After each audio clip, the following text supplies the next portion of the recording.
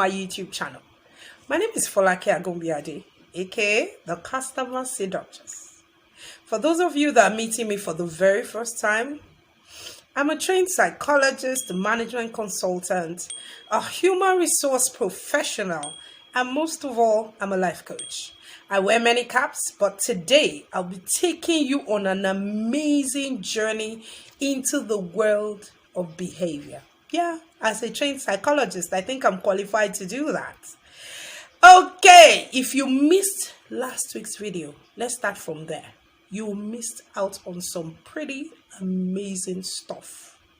Fake it till you make it. It's a scam. Yeah, that's it there. You need to check it out. It was a really insightful video that kind of invoked quite a number of conversations offline. I got quite a number of questions, and I was happy I was able to help you understand the pros and cons of faking it. If you are yet to subscribe to this YouTube video, yes, you. Below, there's a red button. It says subscribe. Click on it. Yes, it doesn't bite. Click, click, click, click, click, click subscribe. Yes! And click the bell sign beside it so that you can get a notification every single time I upload a new video. If you're a frequent returner to this channel, you know I love you now. You are the reason why I make these videos, because it's helping you and it's also keeping me accountable. Today we'll be talking about another amazing topic. This actually came in as a request. Last week, I told some of you to type in the comment section what you would like me to talk about. Someone sent me a DM to talk about behavior. As a psychologist, I was like, well, that's my forte. I enjoy the science of understanding why people behave the way they behave. So today we'll be talking about behavioral change. Don't forget to like. Yes, as you're watching this video, if you like the video, give us a thumbs up. Comment, type a short note, and share this video. Don't be stingy. There's a share button there. You can share it on social media. You can copy the link and send to your family and friends. Today we'll be talking about behavioral change. Do people really change? Can people even change?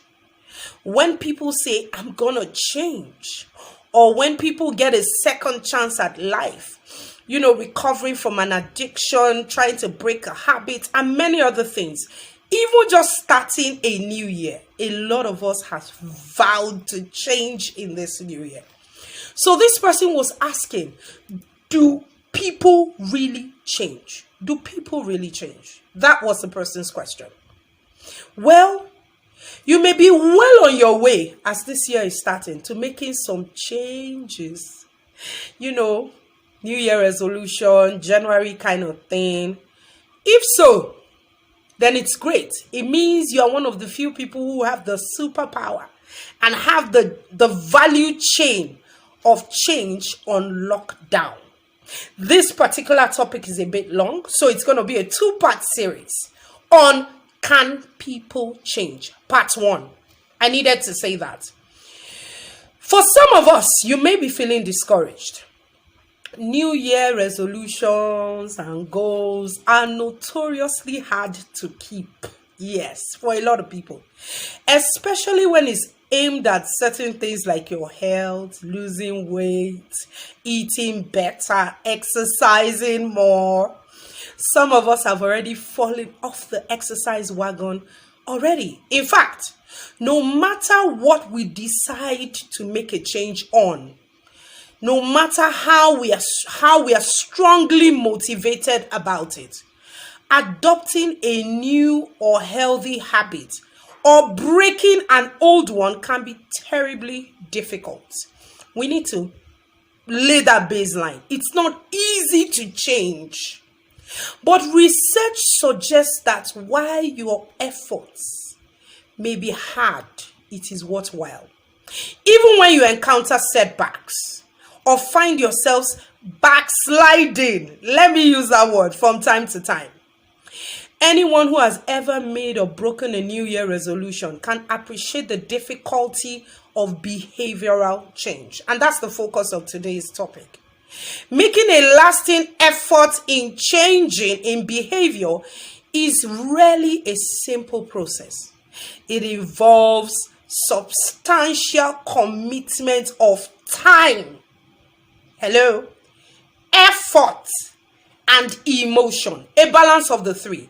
I take that again. Time, effort, and emotion. Making changes in life is not easy. It's much easier to just follow what comes with your behavior naturally. You know those habits you have been carrying around.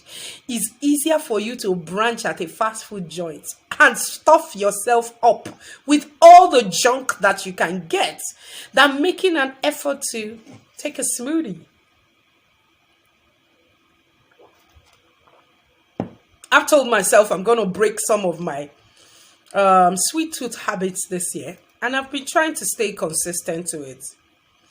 Now, because you can change easily does not mean some people can change easily. So, can people change? Yes, they can. It is possible for anyone to change if they truly work at it. There are a few things that impact a person's ability and desire to make changes in life. They include your genetics.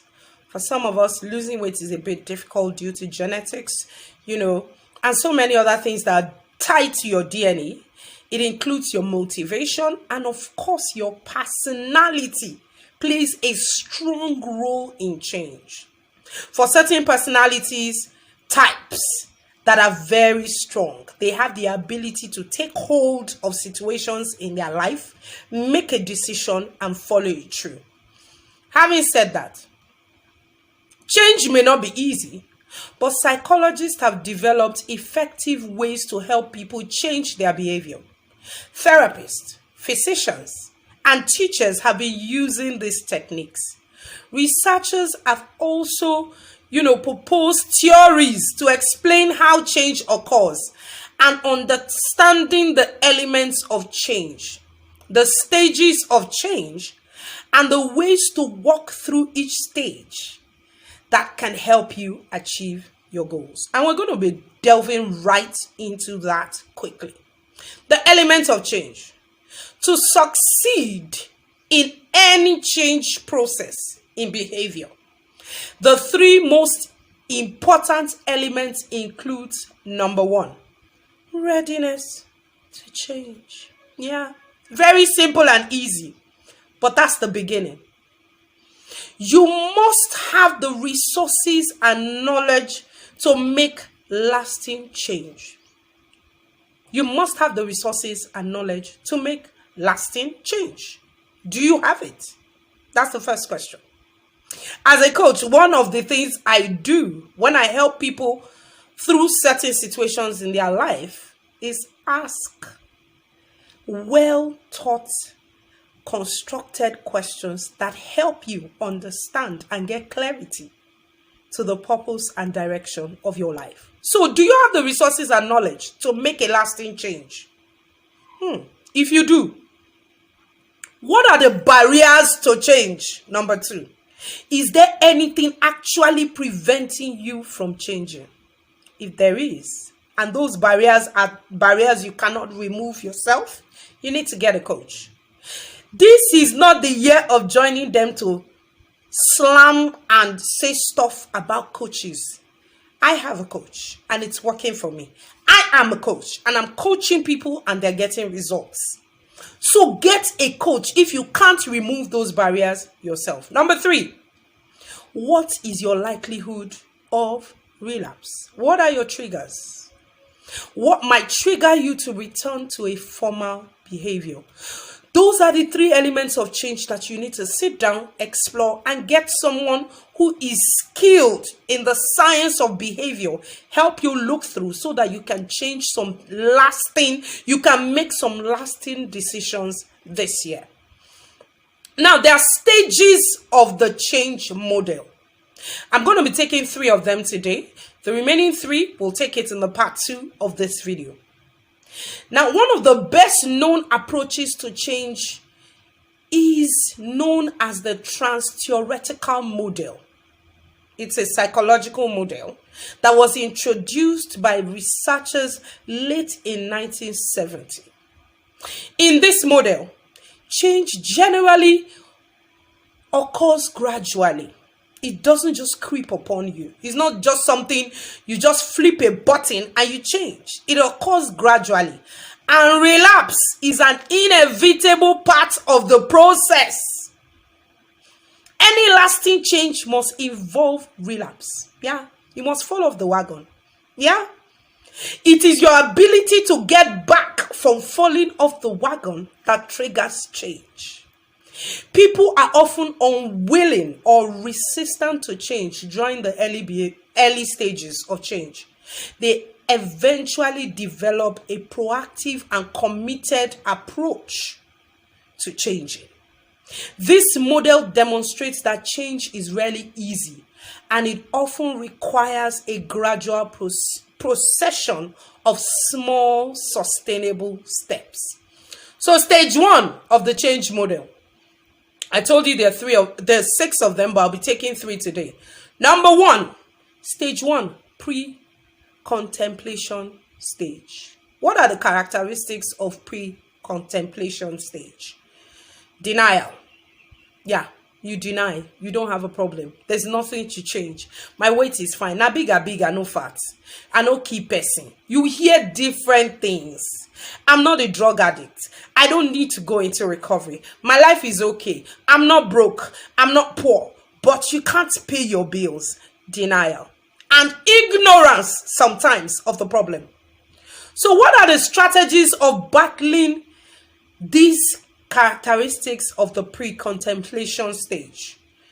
You rethink your behavior. Think about your life. For some of us, thinking is hard. You might need to take a critical thinking class that will help you think through your life.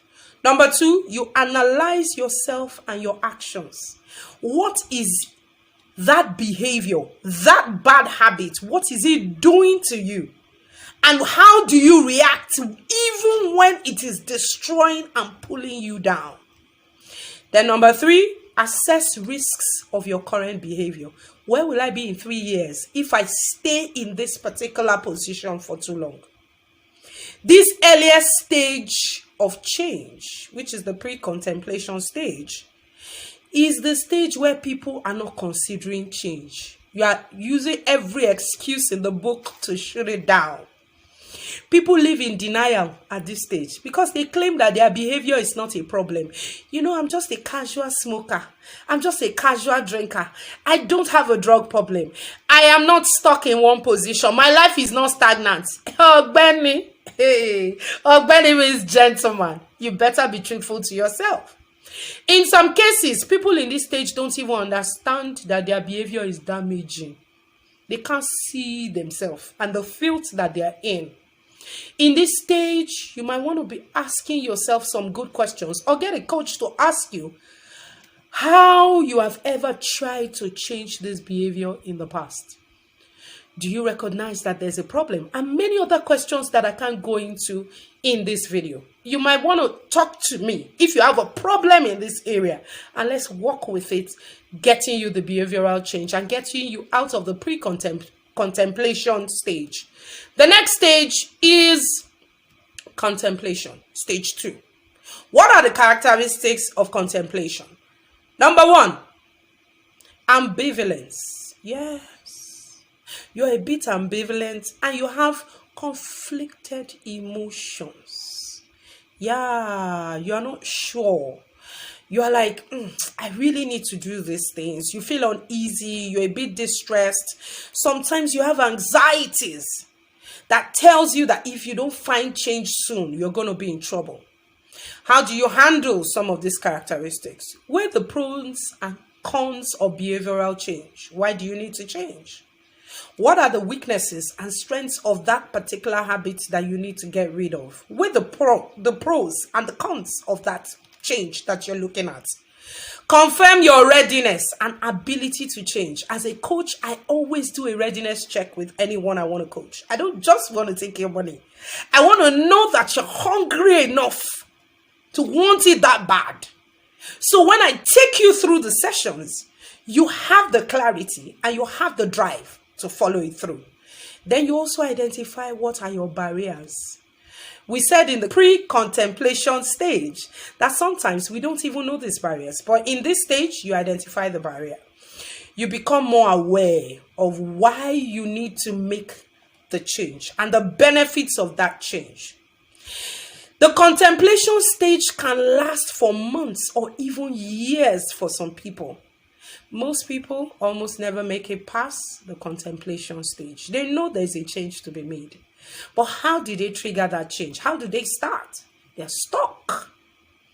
You may view change as a process of giving something up rather than a means of gaining emotional, mental, and physical benefits. So it's important that you get a professional to help you move out of the pre-contemplation stage to the third stage I'll be talking about today. Stage 3, preparation for change. Yeah. What are the characteristics of this change? You would start experimenting with small changes. Yeah, nothing major, but things you can handle, digestible change. And you'll start collecting information about that change, doing research. A lot of my coaches have a problem when I give them so many assignments to do research. It's part of the preparation. Then the strategies you can use in that stage is writing down your goals, preparing an action plan, and making a list of motivational statements that you speak to yourself to inspire yourself to actually start to make those small changes. If your goal, for instance, is to quit a habit like smoking, you might want to start smoking less or just switch brands, something small that you can manage. And you might want to consult a therapist, join a support group, or start reading self-help books. If you are in this preparation stage, you are expected to gather a lot of material. This is your research stage. I need to stop at this point, but the remaining 3 parts of the change process, I'll discuss it next week. Action and so many other parts that I don't want to give you a sneak peek into. Till I come into your faces, same time next week, don't forget to like this video. Yes, like, thumbs up, comment, type a note, and share this video. And you have been watching me since you are yet to subscribe. Click on the subscribe button. It doesn't bite. Click on it and click the bell sign so that you can get a notification every time I upload a new video. At this point, your girl has got to run. I'll complete this video next week till I come into your faces sometime soon. It's your girl, Folake Agunbiade, the customer seductress, and I am out. Have a wonderful, wonderful week.